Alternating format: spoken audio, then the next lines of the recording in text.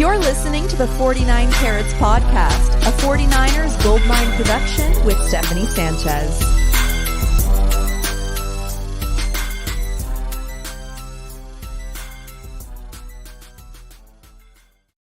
What's going on, everyone? Welcome to another edition of the 49 Carats Podcast. I'm your host, Steph. It is Monday, July 15th. Back at it again with my Monday co-host, Weston. Weston, how you doing today, man? I'm great, Steph. Happy to be here. You know how I feel about Mondays. I'm glad you reminded me that it is Monday and the 15th because I feel like summers, I don't even know what day or what month we're in. But I heard a rumor that today is list day. And who doesn't like a good list from a topic perspective to keep things in order? So happy to be here. We love a good list, especially, in this part of the off season. I know some teams are starting their training camp now. The 49ers are going to start next week, next Wednesdays, when those practices will start to be open to the media. Or to fans, I should say. I'm looking at it right now. They announced that July 21st is the first day of practices, but that will be closed practices. July 25th is when it will be open to fans. I understand that tickets went on sale for season ticket holders today, and then tickets will be available for general, folks like you and I on Thursday, I believe. So yeah, those tickets will go on sale. I plan to be out there for the entirety of the practices that are open to fans. So I will be out there in the trenches. So if you guys also attend one of the practices, say what's up. Yeah. Roll up. Just roll up. Just roll up. Just be cool. Be cool with it. Yeah, so I'm excited, man. We're this close. I don't want people gaslighting me and telling me, wow, this offseason has flown by, because it really has not. It's been excruciatingly slow, especially after a loss like a Super Bowl loss. You just want to get back to to playing football again so you can cleanse the palate. So this has been a very slow offseason, but boy, we are so close to the beginning here. So very excited about that. I've been trying to get my slides in. You guys know, the YouTube viewers who rock with us here, I usually do go live, I do slides for my show, but for some reason StreamYard. All right, she'll be right back. This happened before. It's something to do with the slides, I promise. She's got some good content that she definitely wants to share, but it's probably going to be difficult for her to share. When we popped into StreamYard, there was even notifications around some of the troubleshooting and the errors that they have. So be patient with us this evening. Steph will be back. I fully promise, but it looks like I'm live now to carry us for just a little. There she is. I took the risk, right? You this happened right before we went live. Yeah, that's what happens when I try memory full. That's what tried to happen earlier when I was trying to add my slides. And so for some reason, it's not working on StreamYard today. Dad, it wasn't my internet. I promise you. He some stuff about my internet lately. It wasn't the internet this time. But you know what? I'll just share my screen and you guys could see the slides that way. Hopefully. I mean, it's not going to be the same type of viewing experience, but we're going to try our best here. A for effort. A for effort. Let's see what I could do here. Oh yeah, okay, that's not bad. There we go. That works. All right, so let's go ahead and do that. All right, so if you guys weren't aware, and you guys are probably aware by now, ESPN has been putting out some positional rankings for the last week or so for all position groups. About 80 execs, scouts, coaches have been pulled for these positional rankings.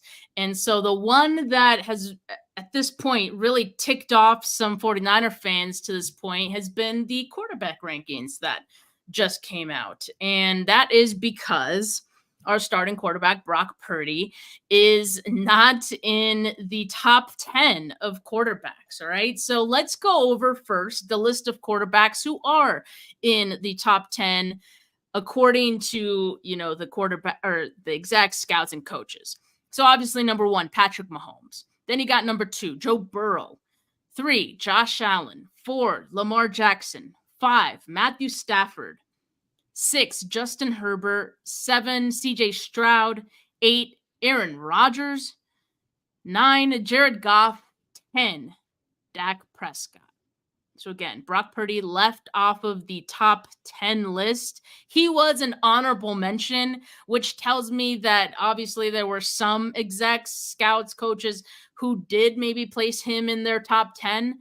But as an aggregate of all the guys that they pulled, he fell out of the top 10. So along with Jordan Love, Jalen Hurts, Tua Tagovailoa, Kirk Cousins, and Trevor Lawrence, all out of the top 10, but honorable mentions.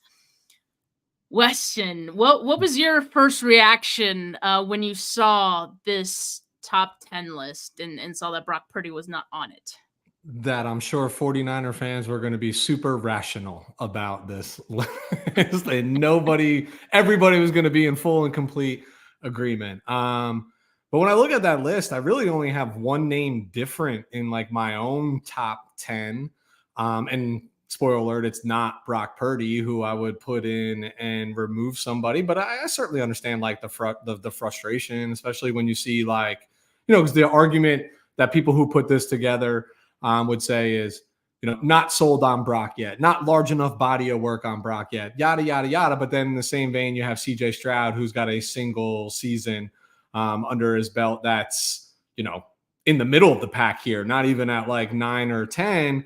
But the reality is what CJ Stroud did last year was really, really special. Like that was really, really special. And you can't knock that guy because that it's kind of probably his floor, like go forward with how well he played.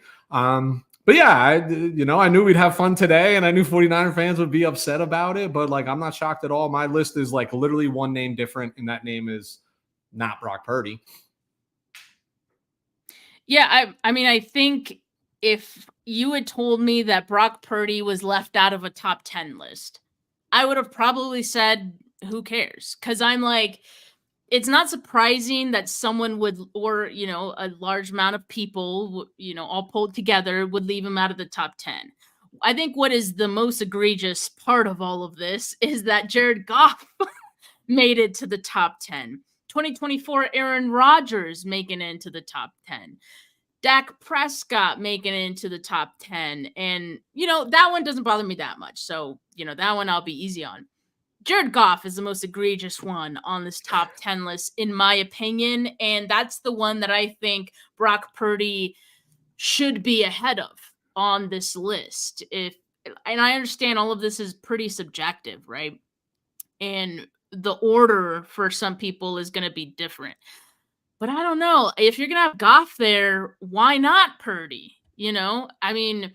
Goff has been in the league for a long time, so he has the sample size going for him. But the sample size for Goff hasn't always been great. I don't know.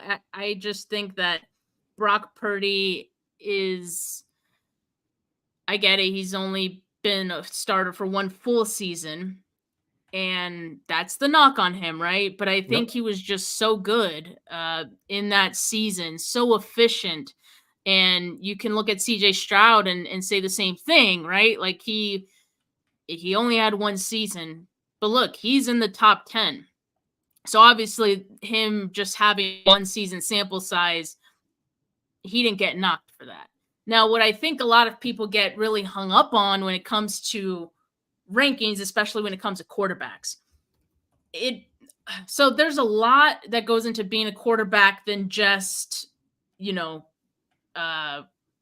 like the physicality of it or being the most athletic, right? I think we can all say that Jordan Love, for example, way more talented than Brock Purdy from just like the talent standpoint and just how his arm talent. Brock Purdy, I think, falls out the wayside if we're just comparing that, for a lot of these quarterbacks. But, I think what Brock Purdy brings to this, and what a lot of people seem to forget in when it comes to playing quarterback, is that a lot of it's the mental aspect of it and processing and things like that. And you hear a lot of people talk about Brock Purdy being one of the better quarterbacks when it comes to that. A lot of former quarterbacks think of Brock pretty highly because of that, because they know what goes into playing quarterback. So I think that's why a lot of it is so subjective, because when people think of best quarterback, they think about attributes, physical attributes, like arm talent attributes. And so that's where I think Brock Purdy is always going to be edged out by some of these other quarterbacks.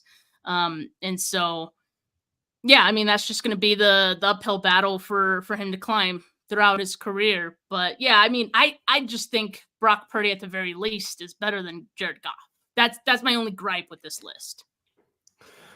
I knew this conversation was going in this direction. And if you remember a few shows back on your show, Steph, I said that Jared Goff was better than Brock Purdy, in my opinion. And I said I'd have these guys at like 10, 11, 12, or like 10, 11, or like 11, 12, like in my actual ranking. So I called it splitting hairs, but if I was putting pen to paper, there's things. I think here's the reality of lists like this. They're really subjective, right? Like it's based on like how you're viewing it. Like I think when I think of top 10 quarterbacks, I think of more potential than production more often than not, right? Like athletic attributes that they might have, what they can do, try not to hold that the team that they play against or play on, or the scheme that they're in may or may not be holding them back, right? I tend to like think about those sort of things just with their potential upside.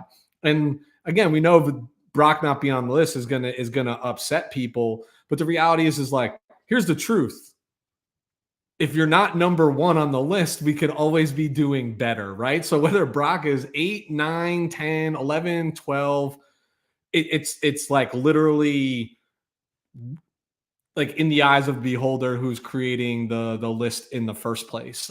So I get it. Like it's hard to argue and dispute what Brock has accomplished so far, but people are still going to hold. It's biasy, right? Like they're still going to hold his draft position against him. They're still going to have, things to say like he hasn't proven it yet. They're still going to dangle anybody can be productive in Kyle Shanahan's offense, and he's surrounded by arguably the league's best running game and scheme and attack, blah, blah, blah, blah, blah. Like they're just going to always hold that against them. So this is always going to be an uphill battle for him. The way it goes away is you win a Super Bowl. You win a Super Bowl. And I'm not saying any, what, 1, 2, 3 people, three people on this list have won a Super Bowl that are in the top 10. Yeah, that's why I was like, why does Brock Purdy have to win a Super Bowl? Because of where he was drafted, what the league, and not to his fault that he is playing for a really talented team. But when you have these people who compile these lists and when they think of different ways, they're, everybody's got a different opinion about it, and they're going to hold that against him, right? Like, and they'll say like, look at how Jared Goff has exploded since he's come to Detroit and come to a more pass first offense versus a run first offense in LA, right? Look what CJ Stroud did as a rookie. For the life of me, I don't understand why I'm not big on Dak on this list. That's who I would take out.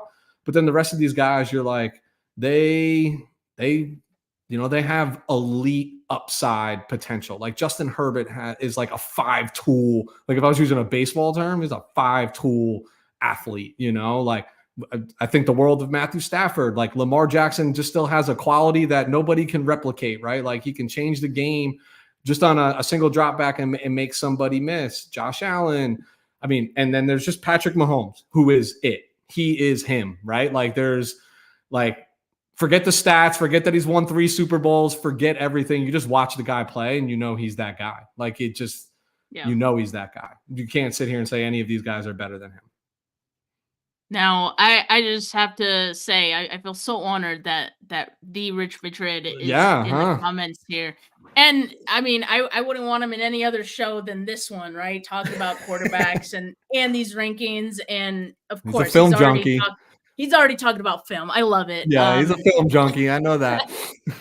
I love it. And yeah, I mean, he agrees that Goff probably doesn't belong on this top Okay. 10. And So so real quick then, not to cut you off, because we have Rich here and I want to see what his response commented to this. If he's not in your book, right, like a top 10, what makes you think what is it about him that you think that, because this is collectively probably what, 15, 20 different writers and journalists who have submitted opinions and rankings and collaboration, maybe even more. I don't even know how it all got comprised. What is it about him that you think compels them to have Jared Goff not just in their top 10, but not number 10 either? it's not even just media folks.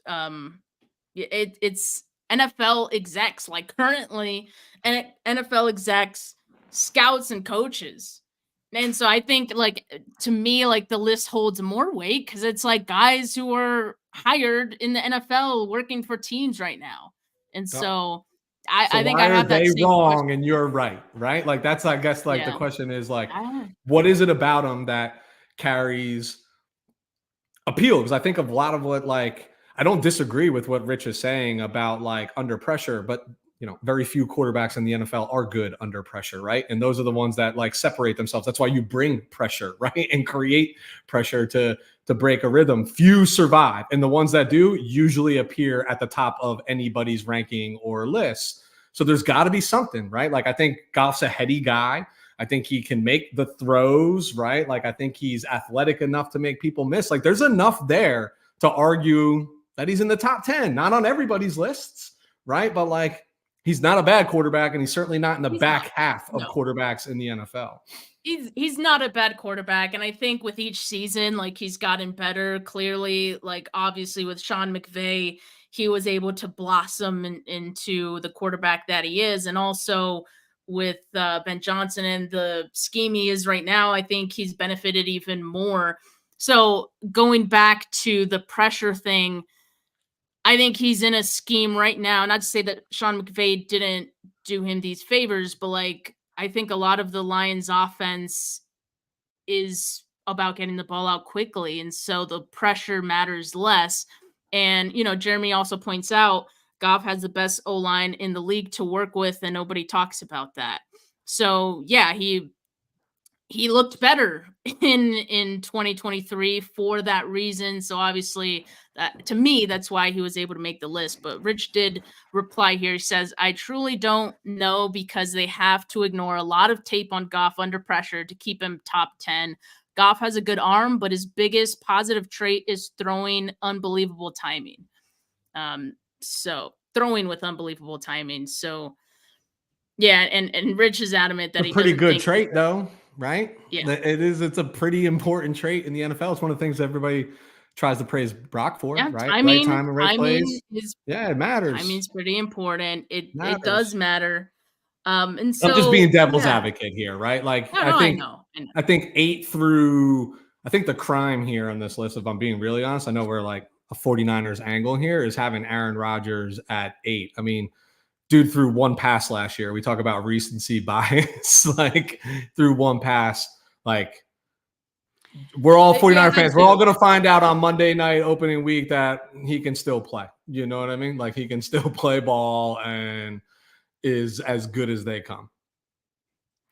Yeah, I think for me the Aaron Rodgers thing is like obviously we know he's like one of the best quarterbacks to have played the game, like no doubt about that. I just think like if we're looking at recent, like the last 2-3 years, and if this is a ranking based on right now, right? Like you can make the argument that, maybe he could fall out of the top 10, but then I think if you're making that argument, who are you going to have ahead of him? Like that's the thing, right? And yes, maybe a couple people would answer. A couple of these honorable mentions here could go ahead of Aaron Rodgers, but that one, again, it's subjective. That one, I'm not too pissed off about that one, just because Yeah, but Rob D says that he should have been an honorable mention. I think either way, like I could see it both ways for Rodgers, just because of. See, I have Aaron Rodgers in my top 5. Like he's still. But then you're looking at top 5 all time or right now? No, I'm looking at top 5. This man doesn't age. He's out hiding in caves. I mean, doing weird things, eating mushrooms. Like his body is going to be had a full year off. Like I know he's 39 and recovering from Achilles as a 41-year-old. I'd like sleep wrong. That's like 6 weeks of a stiff neck. So we'll see how that goes for him. But I think people want to play off that like he had these down seasons like over the last few years in Green Bay. And the truth is like, no, he actually didn't. The offense just looked and felt different under LaFleur, where they focused more on running game, but he was as accurate as he's ever been, through as many touchdowns as he ever did. This dude throws like sub 10 interceptions every single year. Like, you know, and one point I did a list like this, Steph, like when I first started doing podcasts. So we're almost 3 years ago now. And Aaron Rodgers was my number 1 quarterback in the NFL. He's still the only man at one point in his career who threw for more than 300 career touchdowns and having that accolade with under 100 interceptions thrown. 3 years later, he's at 105 total interceptions for his career and almost 500 touchdown passes. So like, yeah, maybe my bias is a little bit like, God, he's been doing it so well for so long. But I also think like lace him up right now, come first week, like his talent doesn't just disappear overnight. The man's special. The man is like really, really, and I hate him. Like I think he's the most smug individual, but I respect what he does, and he does it real well. Yeah, no, I understand that. I think he is still a really good quarterback. I just think it's hard because we haven't seen him play all that much in the last 2 seasons. But yeah, I mean, I'm okay with that one. That one's not the one that bothers me as much as like Jared Goff being in the top 10. But again, I know all this is very subjective, and I think when people are asked to rank quarterbacks, different people are going to look at different things, and they're going to value different things than maybe we would. I don't know, but. Yeah, we'll Who's see. Your number 10, Steph? Who's your number 10? My number 10? Who's 10? I don't know. On your list? I'd put Brock Purdy number 10, maybe. Okay. Or honestly though, like Kirk Cousins, I'd put ahead of Brock. Trevor Lawrence, I think, could be like he's very close to Brock or like better than Brock. So like, I could even see that. If you told me that Brock Purdy was left out of a top 10 list, I wouldn't even blink. Like, I don't care. I don't care. The only reason I care is because Goff is in the top 10 and not Brock Purdy. So that's where it becomes like, okay, well, if this guy made it, why didn't Brock? It's not so much about Brock Purdy being in the top 10. I think, yeah. That's my gripe with it all. But you know what? This is the only one that I think 49er fans had an issue with. The other ones, of course, 49er fans had oh, by the way, before we get into the other rankings, U Stadium profile on Twitter, who has been, tracking all of the ESPN positional rankings. After this one came out, they did a poll on Twitter and they said, which quarterback would you rather have? Interesting enough, Jared Goff won 30. Well, okay, the poll's not over yet. There's still 15 hours left. And at the point that I took the screenshot, there were 1,076 votes. But Jared Goff was answered 37.3%, Dak Prescott 32.8%, Brock Purdy 23.9%, and then Tua 6%. That's crazy, right? Like, people voted Goff over like Dak, for example. I would have probably picked Dak here. I'm still picking Goff. I'm just being real and I'm being honest. Like, I think where's Steve? You voted for this, didn't you? No, this is the first time I'm seeing it. I'll go vote right now, though, if you send me the link. And this is not hatred on Purdy. Like, it's just not. Like, it's just okay. I happen to be there's things about Jared Goff that I believe in. But Tua is the one that I'm like, he's not even in my honorable mention, like, or any of this. I don't even know why he's on this list. Like, I have never been a fan. I mean, I thought he was a great quarterback at Alabama. I loved when he came in as a freshman and replaced Jalen Hurts and brought them back to win the national championship. That was great football and great television and a great story, but I don't know. I don't find him to be it. You know what I mean? By any means. That one's fine. Yeah, that one's fine. I just thought it was interesting that like even in this poll, people still went with the exact same ranking that these NFL execs and coaches did. So and I'm not the only idiot then, right? Is what you're saying, right? Is what you're saying. Apparently you might be onto something. I don't know what that is quite yet. I doubt it. You're onto something.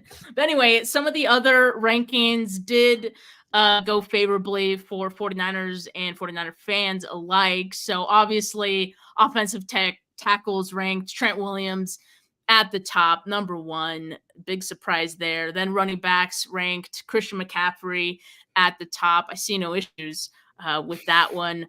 Tight ends ranked George Kittle, number two. This one is like always there's going to be this debate, Kelsey or Kittle. I'm fine with Kelsey being number one. He should be. I'm fine with some people saying Kittle number one, but yeah, I mean, I'm okay with this, and this was obviously the consensus. Then edge rushers, Nick Bosa came in number 4, so they had Myles Garrett number 1, T.J. Watt number 2, and Micah Parsons number 3.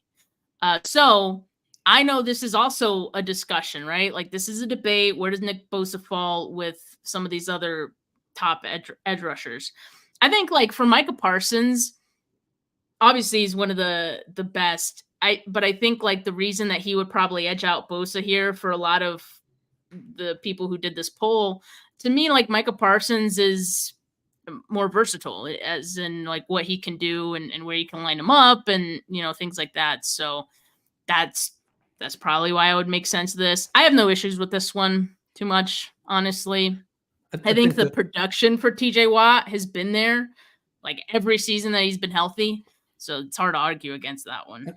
So I think this is listed out perfectly top 4. And listen, like I think our exposure to Micah as 49ers fans have seen him be like irrelevant in the games that have mattered, right? And been essentially taken out of the game plan. So you feel like he falls off. But like independent of those games, Micah, Watt, and Garrett, I've seen those guys single-handedly change games, right? And wreck game plans and wreck games. And Nick Bosa is plenty capable of that, but let's be honest with ourselves. We didn't really see that version of Nick Bosa in 2023 where he was single-handedly wrecking games, right? Like, yes, he's very disruptive, even when he's not getting to the quarterback, and you have to account for him. All those things, all the reason why he's a top 5 edge player in the NFL. But I think the 3 above him, deservingly so on this particular list, because I physically have watched them wreck game plans and ruin teams' afternoons. And I just haven't seen that from Nick in a little while, but we know he's capable of it. Yeah. And so that's the other thing, right? Like, I think as far as talent level goes and what they're able to do from a snap by snap basis, you know, you can look at it one way, but I think a lot of these people who probably voted on this probably looking at production, you know, and they all are. Yeah. It's a statistic-led league. I think, like, also, quite honestly, I think a lot of people don't watch. Like, people in the NFL probably don't watch film as much as, like, you would think. They watch film on, like, the opponent in front of them and maybe, like, divisional opponents. But aside from that, I feel like you probably don't have the time to watch, like, all 32 teams while still, like, focusing on your own team. I don't think it's crazy. Like, Rich probably I don't think it'd be crazy to say that Rich watches more film on, like, the entire NFL than maybe some of the guys that voted on this. Like, I don't even think that's a crazy thing to say. Who's got the full time? You know what I mean? Like family, kids, work, career. Like it's a lot. It's a lot. It is a lot. That's why I don't watch a lot of film, admittedly, but that's why I lean on the film junkies every once in a while. Let's see. The next one is safeties. So here we got Talanoa Hufanga, number 9. I'm okay with this too. Like I'm not as hip to what's going on with the rest of the safeties, but I know Hufanga's like, highly regarded around the league. Number 9 is okay, especially considering he even finished last season, right? Yeah. So I'm okay with this for Hufanga. So those were the rankings that had 49ers in them. Now, next thing I wanted to talk about, Weston, is Debo had a tweet this past weekend that said, "I wish MFers would stop acting like it's so easy to get to Super Bowl and winning. I don't think y'all really get it and understand for real." I just love it. For real. Yeah, and I love so to me, like, Debo's saying this out of probably frustration of something he's maybe like heard or got in the sense of for like several years. Like, I don't think it's like this is coming out of nowhere. I don't think this is just maybe based on the receiver season or series and people reacting to that, or just like, I think it's a number of things that has maybe got to Debo saying this. And I get it, because just coming off a season where they went to the Super Bowl and didn't win, I think some feelings are maybe boiling over a little bit. And this is what he had to say. I think it's a good reminder, though, because I think people do think it's easy to get to the Super Bowl. And I think people's expectations, if you're a good team and you're one of the best teams on paper, is that you should be able to get to the Super Bowl. Only 2 teams get to the Super Bowl every year. Only 1 team wins every year. And there is not always the best team on paper that makes it. There's so many factors than just being the best team. And as we know, a lot of maybe luck goes into it, injury luck, referee luck. I don't know. Just there's so many factors than just being the best team. catching tip balls off the face mask of a corner to put you at the 1 yard line. Like, say it all the time, the ball bounces funny ways. And like, Debo's speaking truth here. Like, there are 12 NFL franchises, Steph. There's 32 teams. There's 12 of them that have never won a Super Bowl. Yes, some of these franchises, their 10 years a little shorter, but that's more than a third of the league has never won a Super Bowl. There's 4 of those teams that have never played in a Super Bowl. So getting there is really hard, and winning it becomes exponentially harder, as the 49ers have found out in their last 3 Super Bowl appearances. Which I think is like that exactly summarizes the point. That it is not easy. It's one thing to go to the Super Bowl. It's another thing completely to get there and win it. And so I have a fun topic here to, for you, Weston, and everyone in the chat as well. Do you think it's easier to win a Super Bowl or go to the Super Bowl 3 times in a row, regardless of the outcome, just getting to the Super Bowl 3 years in a row, or to win it? Well, how do I answer this? So I grew up in the 80s, watched a lot of football in the 90s. I'd lean on the Buffalo Bill experience, where they went to 4 consecutive Super Bowls and didn't win a single one. So I would argue that winning the Super Bowl is now. I don't think there's ever been outside the Bills to go 3 straight or to 4 straight, right? Like, I don't even think the Patriots in their ebb and flows went to 3 consecutive Super Bowls. Chiefs just did it, actually, right? No, they went to 2 straight. I think winning the Super Bowl, right? I mean, that's what you play for. And I just told you, 12 of 32 franchises have never done it. Winning, not just getting there 3 times in a row. Winning it is more difficult. There's a lot that goes into it. Too. So the question is, what's easier? And this is crazy to say, right? I think it's easier to win a Super Bowl than it is to get to the Super Bowl 3 years in a row. Because once you're there, there's a 50-50 chance. All you have to do is like win it, which I get that's hard too, but it's a 50-50 chance. To get to the Super Bowl and not just 1 year, it's hard enough to do it 1 year, Weston. But if we're talking about like 3 years in a row, Okay. That is difficult. And you said yourself, no other team has even done what the Bills have done. Why do you think that is? Because it's a lot harder to do. And I just want to shout out. I forgot who sent me this question. Like, it's one of my regulars. Was it you, Rob? Like someone who watches this channel, like, posed this question to me. Was this your father? It was not my dad. It was not my dad. But I was like, oh, that's a great question. And I thought about it for a bit. And I thought it was an easy answer. And then you think about it a little more and you're like, wait a minute. Like, no, that was actually a good debate could be had about this. So yeah, I think now that you've rephrased it, because I said Super Bowl would be harder, I think you're right. And that's not just to backpedal, but let's all agree that we would much rather our team win the Super Bowl than just go to 3 consecutive Super Bowls, right? Like, let's all collectively kumbaya, have a moment, and agree that that's the game plan. We're not trying to accomplish the impossible by just going to 3 straight Super Bowls. Yeah, it's difficult. It's a fun debate, but it's even funner if your team, your favorite team, the 49ers, win the Super Bowl.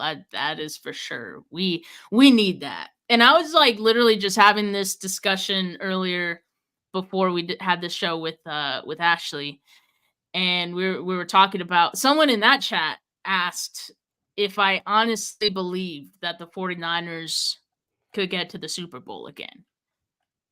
And I didn't give a homer answer. I was like, the odds are not in their favor. Like, I think it's extremely difficult to get to the Super Bowl 2 years in a row. And I think teams, like really good team, like dynasty type teams like Patriots, the Chiefs right now, I think they've added to this perception that it's easy to do, but it's not. And that goes back to there being so many factors that go into it than just being the best team. If you ask me right now, it's July 15th, 2024. If you ask me the 49ers could go to the Super Bowl, I'd be like, yeah, because I'm like, they have one of the best rosters in the NFL. But if you ask me to like bet on that, I'd be like, no, I think I like my money better. Yeah. Because it's tough. Like, so many things have to line up in order for it to happen. And so I know it's a difficult conversation. I obviously want to believe that they can make it, and I do think they could.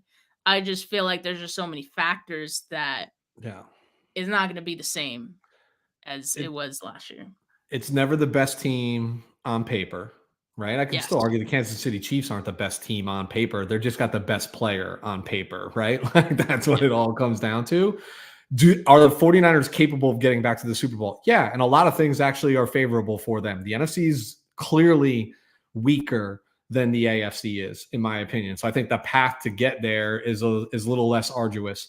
But the reality is it likely? Probably not. Like, just statistically speaking, like, look what happened to the 49ers after.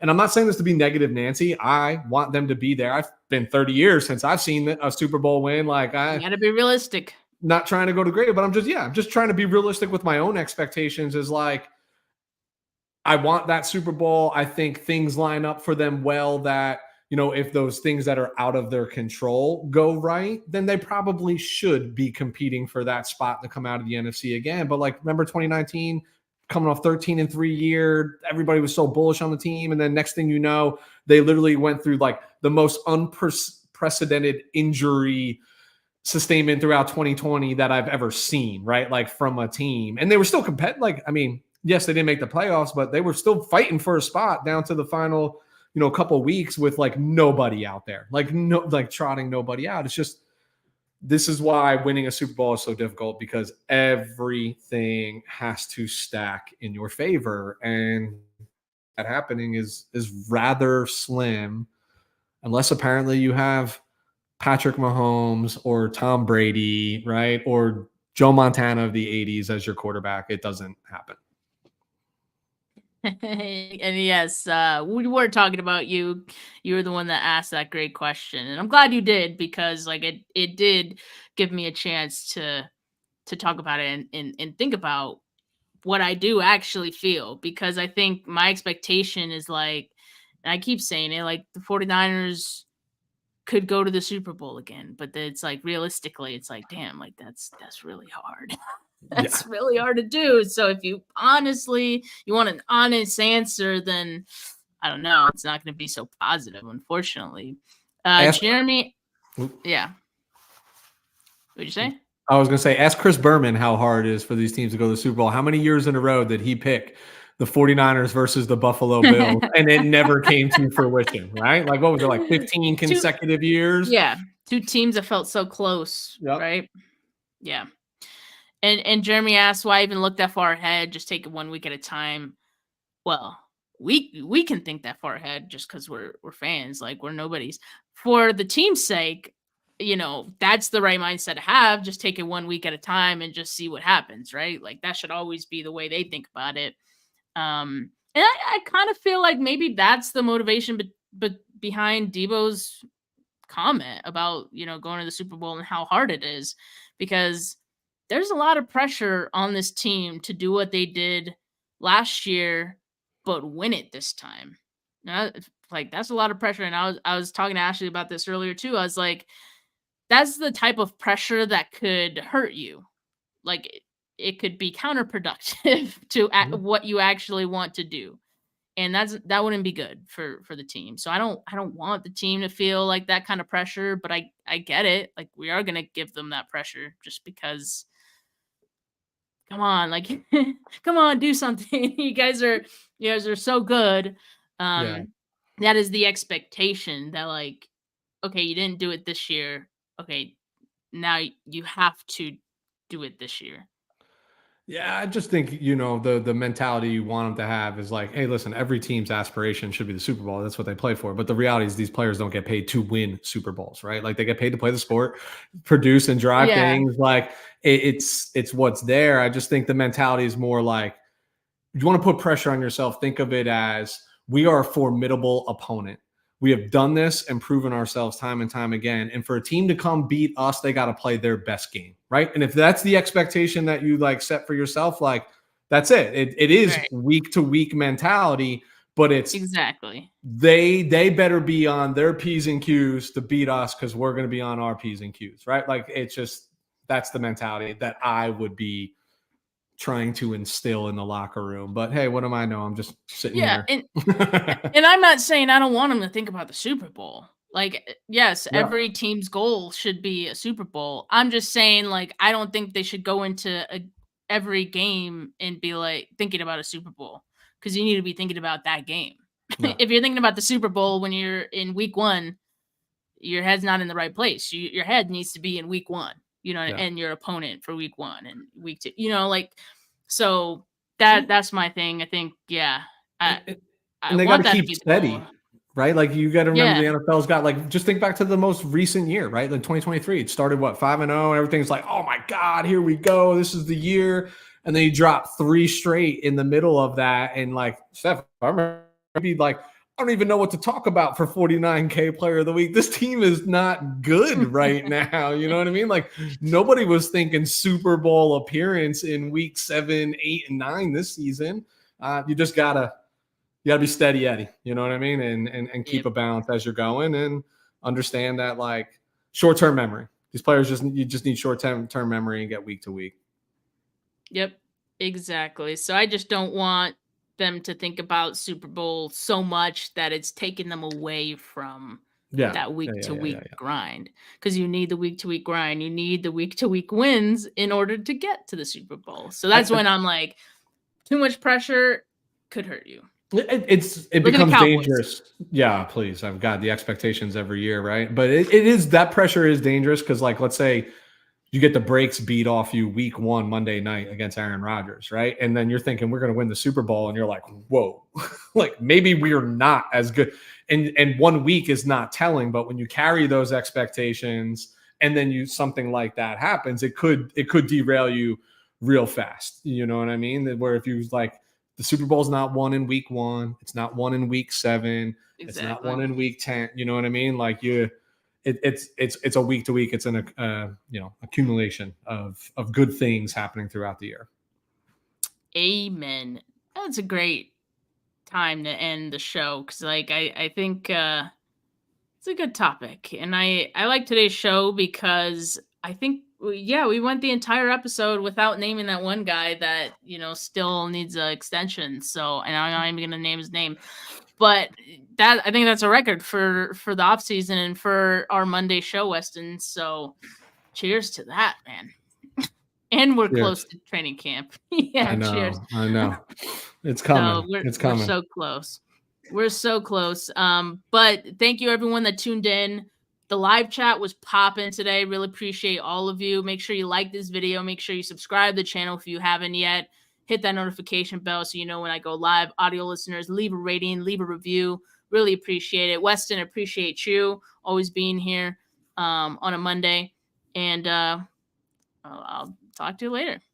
Peace.